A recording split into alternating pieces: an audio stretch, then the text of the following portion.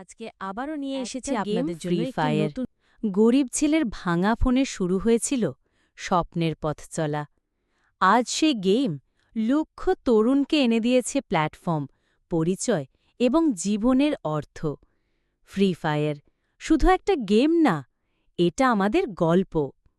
Free fire তৈরি করে ভিয়েতনামের ১১১ স্টুডিও, প্রকাশ করে গারেনা, সিঙ্গাপুর ২০১৭ সালে। ব্যাটল রয়্যাল স্টাইল, ৫০ জন খেলোয়াড়, কম র্যামেই চলে। এই লো অ্যান্ড সাপোর্টই হিট করে বাংলাদেশ ও ভারতের গরিব ক্লাসের মধ্য। ২০১৮ সাল থেকে ফ্রি ফায়ার বাংলাদেশে ভাইরাল হয়। অধিকাংশ ছেলেদের কাছে পাবজি চালানো সম্ভব ছিল না। ফ্রি ফায়ারই ছিল গরিবের গেম, গরিবের sports. Gaming with Naim, revenue, Rishu YT এরা প্রথম বিডি ক্রিয়েটর।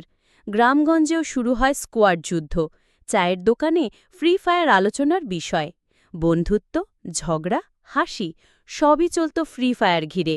অনেক ছেলে স্কুল ফাঁকি দিয়ে খেলেছে, কারণ ওরা খুঁজে পেয়েছিল একটা জগৎ যেখানে ওরাও হিরো হতে পারত। ভারতের ছেড়া প্রথম ফ্রি ফায়ার খেলে ২০১৮ সালেই। টোটাল গেমিং, অজ্জু ভাই, জ্ঞান গেমিং, লোকেশ গেমার তৈরি করেন নতুন জেনারেশন। গরিব মোবাইলেও চলত বলে গ্রামের ছেলেরা ইউটিউব শুরু করে।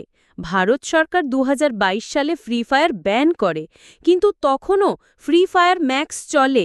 ভিপিএন ব্যবহার করে আজও খেলে ভারতীয় প্লেয়াররা। যখন সবাই পাবজি খেলতে পারত না, তখন ফ্রি ফায়ার দিয়েছিল সুযোগ জিততে, স্বপ্ন দেখতে, কেরিয়ার বানাতে। বাংলাদেশ ও ভারতে ফ্রি ফায়ার টুর্নামেন্ট শুরু হয়। ১ লাখ থেকে ১০ লাখ টাকা প্রাইজ মানি পর্যন্ত।